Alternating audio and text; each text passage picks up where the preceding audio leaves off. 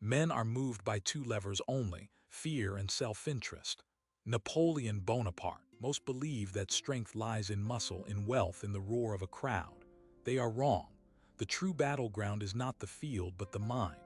It is a quiet war fought in the shadows of perception, where the sharpest intellect reigns supreme. We are not concerned with flexing biceps or chasing fleeting approval. Our interest lies in the anatomy of thought, the architecture of influence, and the subtle art of strategic dominance. This is not a game for the faint of heart. It demands a cold eye, a steady hand, and a willingness to see the world as it is, not as they wish it to be. Consider the chess match. The board is a battlefield, each piece a soldier, each move a calculated risk. But the true conflict exists not on the checkered surface, but within the minds of the players. It is a silent struggle of anticipation, deception, and control. The grandmaster does not simply move pieces. He manipulates the very thoughts of his opponent, predicting their moves, exploiting their weaknesses, and ultimately forcing their surrender. This is the power of the mind as a weapon, the ability to shape reality itself. The world is filled with those who believe in the illusion of fairness, in the comforting lie that good intentions are enough. They stumble blindly through life, guided by sentiment and swayed by emotion. They are lambs among wolves, unaware of the predators that surround them. We, however, see the world for what it is, a constant struggle for power, where only the most cunning and resourceful survive. To navigate this treacherous landscape, one must master the art of mental warfare. Imagine a crowded marketplace. Amidst the chaos and clamor, a skilled manipulator can plant a seed of doubt, a whisper of suspicion that can unravel the most established reputations and ignite the most fervent loyalties. They understand that perception is reality, and that by controlling the narrative, they control the outcome. They are the puppeteers, pulling the strings of public opinion, while the masses dance to their tune, oblivious to the forces at play. The mind, when honed and disciplined, becomes an instrument of unparalleled precision. It can dissect arguments, expose weaknesses, and craft narratives that bend reality to its will. It can inspire devotion, instill fear, and ultimately achieve any desired outcome. This is not about brute force or coercion. It is about the subtle art of influence, the ability to persuade, to convince, to control. Think of the courtroom. The lawyers are not merely presenting facts. They are waging a war of words, crafting narratives that appeal to the emotions and biases of the jury.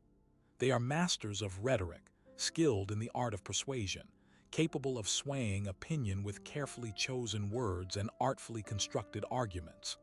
The outcome of the trial is not determined by the truth, but by the most convincing narrative. The battlefield of the mind is not limited to grand strategies or public spectacles. It is present in every interaction, every negotiation, every relationship.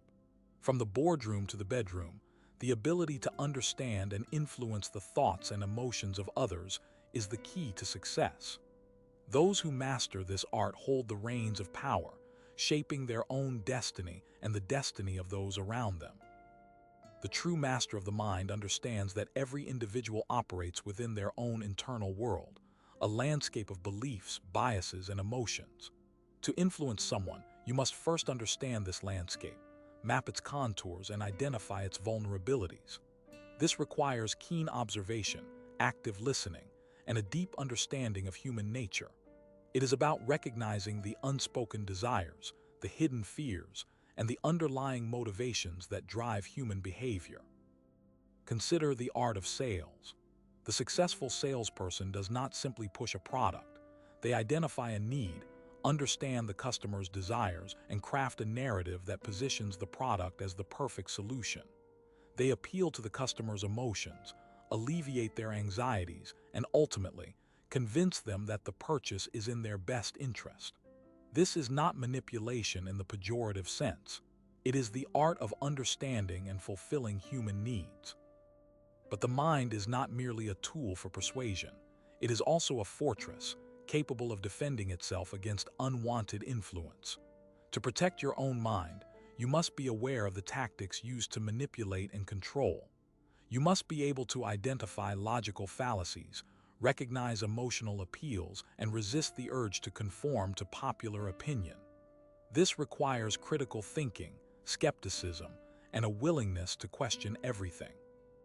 Think of the propaganda used during wartime. Governments employ sophisticated techniques to shape public opinion, demonize the enemy, and galvanize support for the war effort. They appeal to patriotism, fear, and a sense of moral righteousness. To resist this propaganda, you must be able to separate fact from fiction, identify biased sources, and maintain a healthy dose of skepticism. The mind is also a battlefield within itself, a constant struggle between reason and emotion, between discipline and impulse. To master your own mind, you must learn to control your emotions, focus your attention, and cultivate discipline. This requires self-awareness, mindfulness, and a commitment to personal growth. Consider the athlete preparing for a competition. They must not only train their body but also their mind. They must visualize success, manage their anxiety, and maintain focus in the face of pressure. They must learn to control their emotions, channel their energy, and push themselves beyond their perceived limits. The power of the mind extends beyond the individual. It shapes societies, drives innovation, and determines the course of history. Those who understand the power of the mind are able to influence the world around them, create lasting change, and leave their mark on history. Think of the great leaders throughout history. They possessed not only charisma and vision, but also a deep understanding of human psychology. They were able to inspire millions, unite disparate factions, and lead their people through times of great adversity. They understood the power of narrative, the importance of symbolism, and the ability to tap into the collective consciousness of a nation. To wield the mind as a weapon, one must constantly hone their skills, study human behavior, and practice the art of influence. This is a lifelong pursuit, a never-ending journey of self-discovery and mastery. Consider the chess master, analyzing the board, anticipating their opponent's moves, and planning several steps ahead. They must understand not only the rules of the game but also the psychology of their opponent. They must be able to predict their reactions, exploit their weaknesses, and ultimately outmaneuver them to achieve victory. The chessboard is a microcosm of the battlefield of the mind, a constant struggle for control and dominance. The corporate raider, a figure often demonized yet undeniably effective, provides another stark illustration.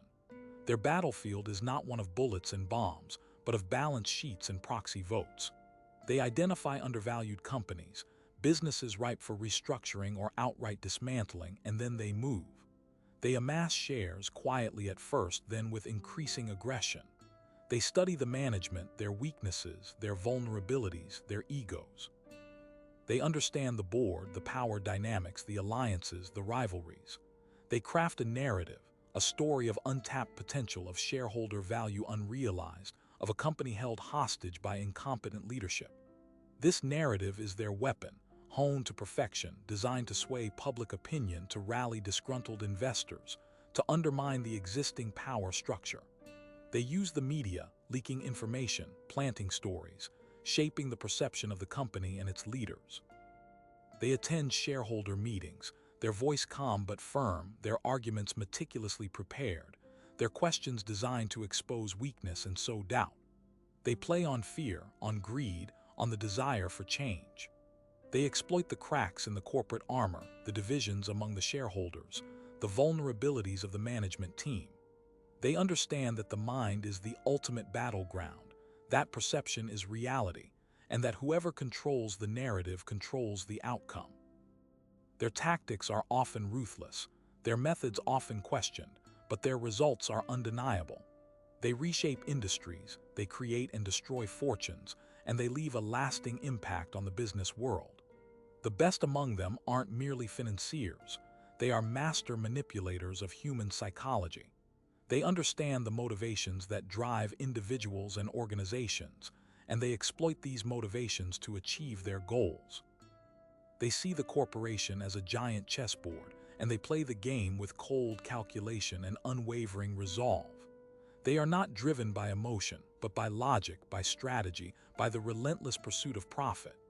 They understand the value of information, the power of persuasion, and the importance of maintaining control.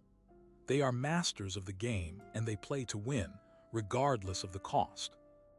Their success is a testament to the power of the mind, the ability to analyze, to strategize, to manipulate, and to ultimately dominate. They understand that in the world of business, as in all areas of life, the mind is the ultimate weapon, and those who master it will always prevail. The weak, however, consistently fall into predictable traps of their own making. They seek solace in consensus, mistaking popular opinion for truth. They crave validation, allowing the judgments of others to dictate their actions. They fear solitude, clinging to the herd even as it stampedes toward disaster.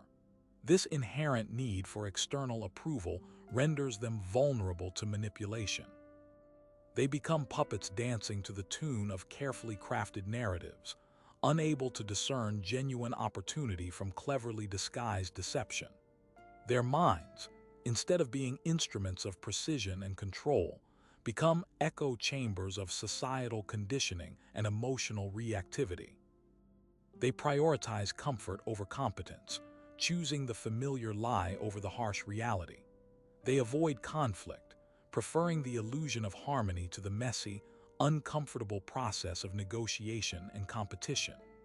This aversion to confrontation allows the aggressive and the ruthless to exploit their vulnerabilities, seizing opportunities that would otherwise be available to all. They fail to understand that true strength lies not in avoiding challenges, but in confronting them head-on, in mastering the skills necessary to navigate difficult situations, and in developing the mental fortitude to withstand pressure. They delude themselves with fantasies of fairness and justice, believing that the world operates according to some preordained moral code. They are shocked and dismayed when confronted with the harsh realities of power dynamics, when they discover that those in positions of authority are not always benevolent or altruistic. This naivete blinds them to the true motivations of others, rendering them susceptible to exploitation and betrayal. They fail to recognize that the world is a battlefield, and that those who are unwilling to fight will inevitably be trampled upon. Their inability to think critically and independently is perhaps their greatest weakness. They passively accept information without questioning its source or its validity.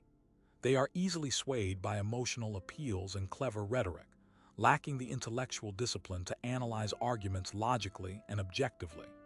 This intellectual laziness makes them easy targets for propagandists and demagogues, who manipulate their emotions and beliefs to achieve their own ends. They fail to understand that true knowledge is not simply the accumulation of facts, but the ability to think critically, to analyze information, and to form independent judgments. They are driven by short-term gratification, sacrificing long-term goals for immediate pleasure. They are easily distracted by trivial matters, losing sight of their objectives and allowing themselves to be sidetracked by irrelevant concerns. This lack of focus and discipline prevents them from achieving their full potential, leaving them trapped in a cycle of mediocrity and frustration. They fail to understand that success requires sacrifice, that achieving meaningful goals requires dedication, persistence, and the ability to resist temptation. They underestimate the power of information, failing to recognize its strategic value in a competitive environment. They are reluctant to invest the time and effort necessary to gather intelligence, to analyze data, and to understand the nuances of their industry. This ignorance leaves them vulnerable to surprise attacks and unexpected developments, putting them at a significant disadvantage. They fail to understand that knowledge is power, and that those who possess it are better equipped to navigate the complexities of the modern world. They cling to outdated beliefs and strategies, resisting change even when it is clearly necessary. They are afraid to step outside their comfort zones, preferring the familiarity of the known to the uncertainty of the unknown. This rigidity prevents them from adapting to changing circumstances, making them obsolete and irrelevant. They fail to understand that the world is constantly evolving and that those who are unwilling to adapt will inevitably be left behind. Their minds become prisons, trapping them in outdated modes of thought and behavior. The strategic mind, however, sees the world as a chessboard. Every interaction, every relationship, every piece of information is a tool to be leveraged. It understands that emotions are liabilities, distractions that cloud judgment and create vulnerabilities. Where others see friendship, the strategist sees alliances. Where others see love, they see dependencies. This is not cynicism, but clarity. It is the ability to see the underlying power dynamics at play, to anticipate the moves of your opponents, and to position yourself for maximum advantage. The strategist does not seek to eliminate emotions entirely, but to master them, to use them as instruments to influence others, to inspire loyalty, or to instill fear. This mastery begins with self-control, with the ability to remain calm and rational in the face of adversity, to think clearly under pressure, and to make decisions based on logic rather than impulse. It requires a deep understanding of human nature, of the motivations and desires that drive behavior, of the weaknesses and insecurities that can be exploited. The Machiavellian approach demands a constant assessment of the terrain. Every conversation is reconnaissance. Every observation is data collection.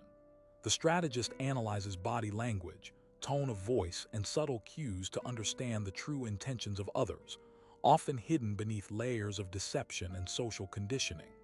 They are masters of manipulation, not in the sense of malicious intent, but in the art of persuasion, of shaping perceptions, and of guiding others toward desired outcomes. This is not about lying, but about framing the truth in a way that benefits your position. It is about understanding the biases and prejudices of your audience and tailoring your message to resonate with their beliefs. It is about creating narratives that support your agenda and discrediting those that oppose it. The cultivation of strategic thinking requires a relentless commitment to self-improvement. It is a continuous process of learning, adapting, and refining your skills. The strategist studies history, not for its own sake, but to glean insights into human behavior and the patterns of power.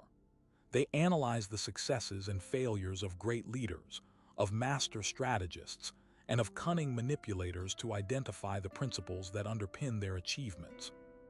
They read widely, not just in their own field, but in diverse areas such as psychology, sociology, and economics, to broaden their understanding of the world and the forces that shape it. They seek out mentors and advisors who can provide guidance and feedback, who can challenge their assumptions and help them to see their blind spots. The acquisition of knowledge is only the first step. The strategist must also develop the ability to apply that knowledge in practical situations. This requires experimentation, a willingness to take risks, and the courage to learn from mistakes. The strategist does not fear failure, but embraces it as an opportunity for growth. They analyze their failures to identify the causes and to develop strategies for avoiding similar mistakes in the future. They understand that setbacks are inevitable, but that they can be overcome with perseverance and resilience. They are not discouraged by criticism, but use it as a tool for self-improvement. They understand that the opinions of others are valuable, but that they must ultimately trust their own judgment. The mind of a strategist is a fortress, carefully guarded against intrusion and influence. They are selective about the information they consume, filtering out noise and distractions to focus on what is truly important. They are skeptical of conventional wisdom, questioning assumptions and challenging dogma. They do not blindly accept the opinions of experts, but evaluate them critically and independently. They are aware of their own biases and prejudices and take steps to mitigate their effects. They are constantly vigilant, watching for signs of manipulation and deception. They understand that information is a weapon and that it can be used to control and exploit. They are determined to protect their minds from being used as pawns in someone else's game. The strategist understands the importance of patience and timing. They do not rush into action without careful planning and preparation. They wait for the opportune moment, for the weaknesses in their opponent's defenses, for the convergence of circumstances that will maximize their chances of success. They are masters of delayed gratification, willing to sacrifice short-term gains for long-term objectives. They understand that patience is a virtue, and that haste makes waste. They are not afraid to play the long game, to build their power and influence gradually over time. They understand that success is not a sprint, but a marathon. The strategic mind is constantly adapting to changing circumstances. They are flexible and agile, able to adjust their plans and strategies as new information becomes available. They do not cling to rigid ideologies or dogmatic beliefs, but are open to new ideas and perspectives. They are constantly learning and growing, expanding their knowledge and refining their skills. They are not afraid to abandon outdated strategies, to embrace new technologies, and to experiment with unconventional approaches. They understand that the world is constantly evolving, and that those who are unwilling to adapt will inevitably be left behind. The strategist understands the importance of building relationships. They cultivate a network of allies and contacts who can provide support, information, and access to resources. They are skilled at building rapport, at establishing trust, and at forging lasting connections. They understand that relationships are a form of currency, and that they can be used to advance their interests. They are generous with their time and resources, willing to help others in need. They understand that giving is often more powerful than receiving. They are loyal to their friends and allies, but they are also aware of the potential for betrayal. They are careful to choose their associates wisely, avoiding those who are unreliable or untrustworthy. The ultimate goal of the strategic mind is not simply to win, but to achieve mastery. It is to develop the ability to control one's own destiny, to shape the world according to one's own vision, and to leave a lasting legacy.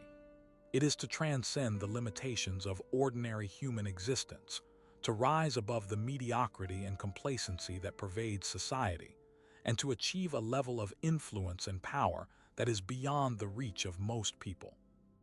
It is a journey of constant self-improvement, of relentless pursuit of knowledge, and of unwavering dedication to excellence.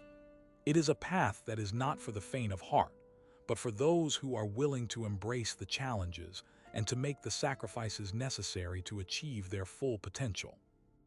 The Roman Empire, a crucible of strategic thought, offers a chilling example. Its legions, more than mere armies, were meticulously crafted instruments of psychological warfare. The glint of their polished armor, the unwavering discipline of their formations, the sheer scale of their military engineering, all served to demoralize and terrify potential adversaries before a single sword was drawn. Consider the Siege of Alesia, where Caesar's forces not only besieged Vercingetorix within the city walls, but simultaneously constructed an outer ring of fortifications to defend against a massive Gallic relief army. This audacious display of logistical prowess and unwavering resolve was designed to break the spirit of the enemy, to convince them of the futility of resistance. The Romans understood that victory was not solely determined by superior weaponry or manpower, but by the ability to manipulate the perceptions and emotions of their opponents. Their propaganda machine, though rudimentary by modern standards, was highly effective. Tales of Roman invincibility, of the brutal consequences of defiance, and of the generous rewards offered to those who submitted peacefully were disseminated throughout the conquered territories. This carefully crafted narrative served to undermine the will to resist and to facilitate the assimilation of conquered peoples into the Roman system. The Pax Romana, the long period of relative peace and prosperity that followed the expansion of the empire, was not simply a result of military might, but of a sophisticated understanding of human psychology. The Romans understood that fear and intimidation could be powerful tools of control, but that they were most effective when combined with incentives and the promise of a better life. They offered citizenship, infrastructure, and access to trade to those who cooperated, while simultaneously crushing any signs of rebellion with ruthless efficiency. Their approach was pragmatic, calculated, and utterly devoid of sentimentality. They treated the minds of their enemies as battlefields to be conquered, and they were masters of psychological manipulation. The echoes of their strategies resonate even today, in the boardrooms of multinational corporations and in the corridors of power. The principles of deception, intimidation, and calculated benevolence remain as relevant as they were 2,000 years ago. The lesson of Rome is clear. To control the physical world, one must first control the minds of men. The mind, therefore, is not merely a vessel to be filled with knowledge, but a terrain to be strategically shaped and defended. Understanding its vulnerabilities is paramount. Each individual operates within a framework of beliefs, values, and biases, a mental architecture that dictates their perceptions and actions. These frameworks are not immutable. They are susceptible to manipulation, persuasion, and even demolition. The astute strategist seeks to identify the fault lines within this architecture, the points of weakness that can be exploited to achieve a desired outcome. This requires a deep understanding of cognitive biases, those inherent flaws in human reasoning that lead to irrational decisions. The anchoring bias, for instance, causes individuals to rely too heavily on the first piece of information they receive, even if that information is irrelevant or misleading. By strategically presenting an initial anchor, it is possible to subtly influence subsequent judgments and decisions. Similarly, the confirmation bias leads people to seek out and interpret information that confirms their existing beliefs, while ignoring or dismissing contradictory evidence. A skilled manipulator can exploit this bias by selectively presenting information that reinforces the target's preconceived notions, thereby solidifying their adherence to a particular viewpoint. Beyond cognitive biases, emotional vulnerabilities also play a crucial role. Fear, greed, envy, and pride are powerful motivators that can be harnessed to control behavior. The promise of reward, the threat of punishment, the appeal to vanity, and the manipulation of social comparison are all techniques that can be used to exploit these emotional triggers. The key is to understand the target's emotional landscape and to identify the levers that will produce the desired response. A politician, for example, might appeal to the fears of a populace by exaggerating the threat posed by a foreign enemy, thereby justifying increased military spending and expanded executive powers. A salesperson might prey on the vanity of a customer by flattering their appearance or implying that a particular product will enhance their social status. These tactics are not always overt or malicious. They are often subtle and insidious, operating beneath the level of conscious awareness. The most effective manipulators are those who can seamlessly blend their strategies into the fabric of everyday interactions, making it difficult for their targets to recognize that they are being influenced. Psychological warfare, in its broadest sense, is the application of these principles on a grand scale. It involves the use of propaganda, disinformation, and psychological operations to undermine the morale and cohesion of an enemy, to sway public opinion, and to achieve strategic objectives without resorting to physical violence. The goal is to create a climate of fear, uncertainty, and doubt, to sow discord and division, and to erode the enemy's will to resist. The success of psychological warfare depends on a thorough understanding of the target audience, their cultural values, their psychological vulnerabilities, and their susceptibility to various forms of influence. It also requires a sophisticated understanding of communication techniques, including the use of persuasive language, emotionally charged imagery, and carefully crafted narratives. The power of suggestion should never be underestimated. A well-placed rumor, a subtly altered photograph, or a carefully worded statement can have a profound impact on the collective psyche. To defend against such attacks, one must cultivate a critical mindset, a healthy skepticism towards information, and a willingness to question assumptions. One must be aware of one's own cognitive biases and emotional vulnerabilities, and strive to maintain a rational and objective perspective, even in the face of intense pressure or persuasive rhetoric. Self-awareness is the first line of defense against psychological manipulation. The ability to recognize when one is being targeted, to identify the techniques being used, and to resist the urge to react emotionally are essential skills in the modern world. Furthermore, one must cultivate the ability to think independently, to resist the pressure to conform to groupthink, and to seek out diverse perspectives and sources of information. The mind, after all, is the ultimate battleground, and the struggle for control is a constant and ongoing process. Understanding the principles of psychological warfare is not merely a matter of academic interest. It is a matter of self-preservation. It is the key to navigating the complex and often treacherous landscape of human interaction, and to maintaining one's autonomy and freedom of thought in an increasingly manipulative world.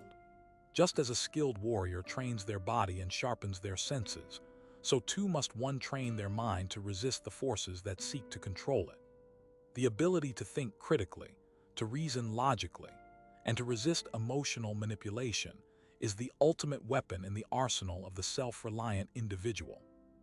Consider the case of a seemingly benevolent corporation, outwardly dedicated to sustainability and ethical practices.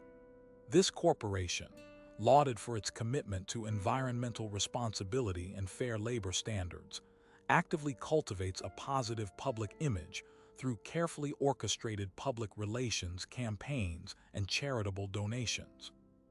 However, beneath this veneer of social responsibility lies a ruthless pursuit of profit maximization, achieved through systematic exploitation of legal loopholes and a calculated manipulation of consumer sentiment. The corporation leverages its perceived ethical standing to justify premium pricing, effectively extracting higher profits from consumers who are willing to pay more for products they believe are ethically sourced and environmentally friendly. Simultaneously, the corporation engages in aggressive lobbying efforts to weaken environmental regulations and labor laws, thereby reducing its operating costs and increasing its competitive advantage. This duplicity, masked by a carefully constructed narrative of corporate social responsibility, exemplifies the strategic deployment of psychological manipulation on a mass scale. Consumers are subtly induced to identify with the corporation's purported values, fostering a sense of loyalty and willingness to overlook inconsistencies or ethical compromises. Employees, eager to align themselves with a reputable and socially conscious organization, may be less likely to question questionable practices or to report ethical violations, fearing repercussions for challenging the established narrative. The corporation's carefully curated image serves as a shield, deflecting scrutiny and criticism, while its underlying operations remain focused on maximizing shareholder value, irrespective of the ethical costs. The success of this strategy hinges on the ability to control the narrative, to shape public perception, and to exploit the psychological vulnerabilities of both consumers and employees. The corporation effectively weaponizes its image, transforming its reputation into a strategic asset that can be leveraged to achieve its financial objectives. This is not simply a case of deceptive advertising or misleading marketing. It is a systematic and calculated effort to manipulate the collective consciousness, to create a reality that serves the corporation's interests, even at the expense of ethical principles and social responsibility. The long-term consequences of such practices extend beyond the immediate financial gains, eroding trust in institutions and fostering a climate of cynicism and skepticism. The ability to discern the truth from the carefully crafted facade becomes increasingly difficult, requiring a heightened level of critical thinking and a willingness to challenge the dominant narrative. The mind, in this context, becomes a battleground for competing narratives, with the corporation actively seeking to control the flow of information and to shape the perceptions of its target audience. The defense against such manipulation lies in the cultivation of a critical mindset, a healthy skepticism towards corporate messaging, and a willingness to seek out independent sources of information. It requires a recognition that corporate social responsibility is often a carefully constructed performance designed to enhance the bottom line, rather than a genuine commitment to ethical principles. Only through a conscious and deliberate effort to resist the forces of psychological manipulation can individuals maintain their autonomy and make informed decisions, free from the influence of corporate propaganda. The battlefield is not one of bullets and bombs, but of perceptions and beliefs, and the stakes are nothing less than the control of the collective consciousness. The corporation's seemingly virtuous facade becomes a Trojan horse, concealing a ruthless ambition and a willingness to exploit the psychological vulnerabilities of its stakeholders. The ability to recognize this deception, to see through the carefully constructed narrative, is the first step in reclaiming one's mental sovereignty. The cultivation of such mental sovereignty is not a passive endeavor, but rather an active and ongoing process of self-education and critical evaluation. It demands a constant questioning of assumptions, a relentless pursuit of verifiable facts, and a willingness to revise one's beliefs in the face of new evidence. This involves developing a keen awareness of one's own cognitive biases, those unconscious mental shortcuts that can lead to flawed reasoning and susceptibility to manipulation. Confirmation bias, for example, predisposes individuals to seek out information that confirms their existing beliefs, while neglecting or dismissing contradictory evidence. Similarly, the availability heuristic leads people to overestimate the likelihood of events that are easily